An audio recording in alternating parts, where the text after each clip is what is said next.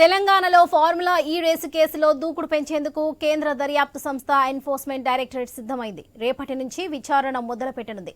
HMDA మాజీ chief engineer BLN Reddy రేపు ED అధికారుల ఎదుట విచారణకు హాజరు కాబోతున్నారు. సీనియర్ ఐఏఎస్ అధికారి అరవింద్ కుమార్ ను ఎల్లుండి విచారణకు రావాలని ఇప్పటికే నోటీసులు ఇచ్చారు. ఇక ఈ కేసులో కీలకమైన మాజీ మంత్రి కేటీఆర్ ను ఈ నెల 7న విచారించబోతున్నారు దర్యాప్తు అధికారులు. హెచ్ఎండిఏ నుంచి విదేశాలకు నిధుల మళ్లింపుపై ఈడీ ఫోకస్ పెట్టనుంది.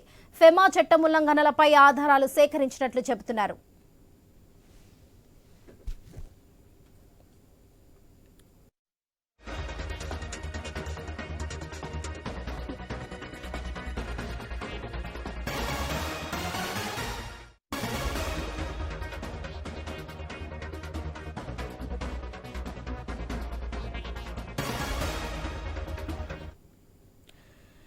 తెలంగాణలో ఫార్ములా ఈ రేస్ కేసులో దూకుడు పెంచేందుకు కేంద్ర దర్యాప్తు సంస్థ ఎన్ఫోర్స్మెంట్ డైరెక్టరేట్ సిద్ధమైంది. రేపటి నుంచి విచారణ మొదలుపెట్టనుంది. హెచ్ఎండిఏ మాజీ చీఫ్ ఇంజనీర్ బిఎల్ఎన్ రెడ్డి రేపు ఈడీ అధికారుల ఎదుట విచారణకు హాజరు కాబోతున్నారు. సీనియర్ ఐఏఎస్ అధికారి అరవింద్ కుమార్ ను ఎల్లుండి విచారణకు రావాలని ఇప్పటికే నోటీసులు ఇచ్చారు. ఇక ఈ కేసులో కీలకమైన మాజీ మంత్రి కేటీఆర్ ను ఈ నెల 7న విచారించబోతున్నారు దర్యాప్తు అధికారులు. హెచ్ఎండిఏ నుంచి విదేశాలకు నిధుల మళ్లింపుపై ఈడీ ఫోకస్ పెట్టనుంది. ఫెమా చట్టం ఉల్లంఘనలపై ఆధారాలు సేకరించినట్టు చెబుతున్నారు. ఇదే విషయానికి సంబంధించి మరిన్ని అప్డేట్స్ మా స్పెషల్ కరెస్పాండెంట్ సునీల్ అందిస్తారు. సునీల్, చెప్పండి. ఫార్ములా ఈ కార్ రేస్ లో ఈడీ దర్యాప్తు ముమ్మరం చేస్తుంది.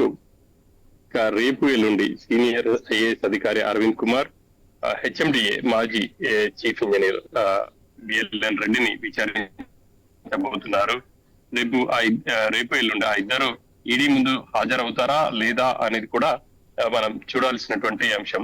మరి కొంత సమయం కోరే అవకాశం కూడా వాళ్ళకు ఉంటుంది. కాబట్టి రేపు ఏం జరగబోతుంది అనేది ఒక ఉత్కంఠ అయితే నెలకొంది. జనవరి 7వ తేదీన హాజరవ్వాలి అని చెప్పేసి మాజీ మంత్రి కేటీఆర్ కు ఈడీ ఇప్పటికే తాకీదులు ఇచ్చింది. ఆ మేరకు ఆయన కూడా హాజరవుతారా లేదా అనేది చూడాలి. ఎందుకంటే ఈ కేసుకు సంబంధించి ఇప్పటికే హైకోర్టులో విచారణ కొనసాగుతా ఉంది.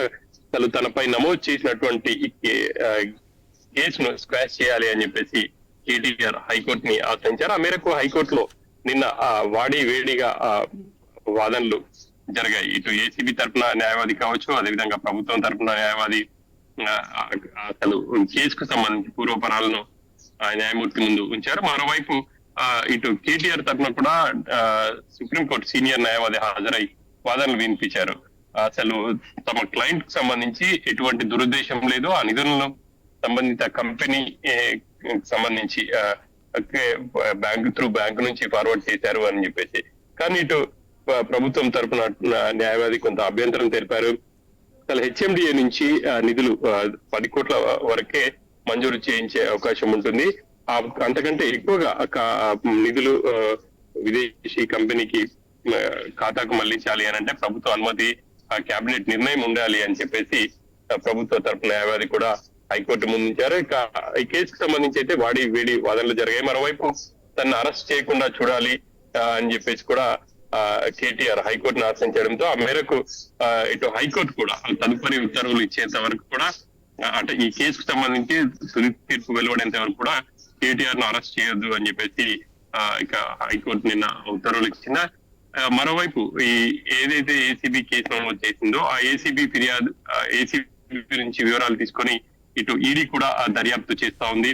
ఈడీ అధికారులు ఒక రకంగా దూకుడు పెంచారు అని చెప్పేసి చెప్పుకోవచ్చు. ఇప్పటికే ఈడీ అధికారులు నిధులకు సంబంధించి విదేశీ కంపెనీకి వెళ్ళాయి, ఎన్ని దఫాలుగా వెళ్ళాయి. హెచ్ఎండిఏ నుంచి సంబంధించి ఏసీబీ సేకరించినటువంటి ఆధారాలన్నింటిని కూడా ఈడీ అధికారులు వాళ్ళు పూర్తి స్థాయిలో తీసుకున్నారు.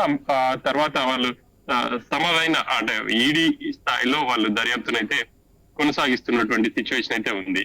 ఇక విదేశీ మారక సంబంధించి ఇటు హెచ్ఎండిఏ నుంచి నిధులు మళ్లించాలంటే ఫెమా నిబంధనలు పూర్తిగా ఉల్లంఘించారు అనేది ఈడీ తరఫు నుంచి మనకు అందుతున్నటువంటి సమాచారం. ఆ మేరకు ఇటు కేటీఆర్ ని కావచ్చు, అదేవిధంగా అప్పటి municipal administration principal secretary Arvind Kumar, HMDA మాజీ చీఫ్ ఇంజనీర్ కు నోటీసులు ఇచ్చారు. రేపు ఎల్లుండి ఇద్దరు అధికారులను విచారించబోతున్నారు. ఆ తర్వాత ఈడీ 7వ తేదీన కేటీఆర్ ని కూడా హాజరు కావాలి దానికి సంబంధించి అని చెప్పేసి నోటీసులు ఇవ్వడం. మరి ఈ ముగ్గురు కూడా ప్రస్తుతం హైకోర్టులో కేసు ఉన్న కారణంగా కావచ్చు, లేకపోతే ఒకవేళ స్క్వాష్ అయ్యే అవకాశం ఉంటే ఈడీకి దర్యాప్తు చేసే అధికారం ఉండదు అనేది ఇటు కేటీఆర్ తరఫున న్యాయవాదుల నుంచి వినిపిస్తా ఉంది. ఈ ఏసీబీ కేసు ఆధారంగానే ఈడీ కూడా దర్యాప్తు చేస్తుంది కాబట్టి అప్పటి వరకు కూడా ఈ ముగ్గురు మరి ఈడీ ముందు హాజరవ్వకుండా ఉంటారా, లేకపోతే ఈడీకి హాజరై తమ వివరణ ఇస్తారా అనేది చూడాలి. రేపు ఏం జరగబోతుంది అనేది అయితే ఒక ఉత్కంఠ నెలకొందని చెప్పేసి చెప్పుకోవచ్చు. ఇక ఈడీ కూడా ఇప్పటికే దర్యాప్తుకు సంబంధించి కొంత సమాచారం సేకరించినట్టు తెలుస్తుంది. అసలు హెచ్ఎండిఏ నిధులు ఎందుకు విదేశీ కంపెనీకి మళ్లించాల్సి వచ్చింది, దాంట్లో నిబంధనలు ఫాలో అయ్యారా లేదా, ఒకవేళ ఫాలో కాకపోతే ఎటువంటి అంటే దర్యాప్తుకు సంబంధించి వాళ్ళు వేగవంతం చేస్తున్నారని చెప్పేసి తెలుస్తుంది. ఇక రేపు మరి రేపు ఎల్లుండి ఇద్దరు అధికారులను హాజరవ్వాలని చెప్పేసి నోటీసులు జారీ చేయడం, మరి వీళ్ళిద్దరు కూడా రేపు హాజరవుతారా, మరి కొంత సమయం కోరుతారా అనేది చూడాలి. ఒకవేళ ఈ ఇద్దరు అధికారులు కొంత సమయం కోరితే 7వ తేదీన కేటీఆర్ కూడా కొంత సమయం అడిగే అవకాశం ఉంటుంది. ఖచ్చితంగా మాత్రం ఈడీ నోటీసులకు రెస్పాండ్ అవ్వాల్సి ఉంటుంది. ఒకవేళ రేపు కనుక వీళ్ళు అధికారులు రేపు ఎల్లుండి హాజరు కాకపోతే మళ్ళీ తదుపరి తేదీలను కూడా ఈడీ ఇచ్చే అవకాశం ఉంటుంది. ఈడీ ఎట్టి పరిస్థితుల్లో అంటే మనం గత కొంతకాలం కొన్ని కేసులను చూస్తున్నాం. కొంత ఈ మధ్య కాలంలోనే అమయ్ కుమార్ కేసును కూడా చూసాం.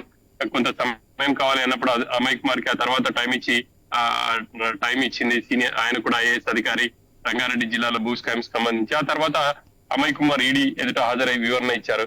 అదేవిధంగా రేపు ఒకవేళ అధికారులు హాజరు కాకపోతే మరికొంత సమయం కోరే అవకాశం ఉంటుంది. ఆ తర్వాత ఈడీ అధికారులు వాళ్ళకి మరోసారి నోటీసులు ఇచ్చి తమ ఎదుట హాజరు కావాలని చెప్పేసి ఆదేశించే అవకాశాలు ఉన్నాయి. Varalakshmi. Right Sunil, thank you.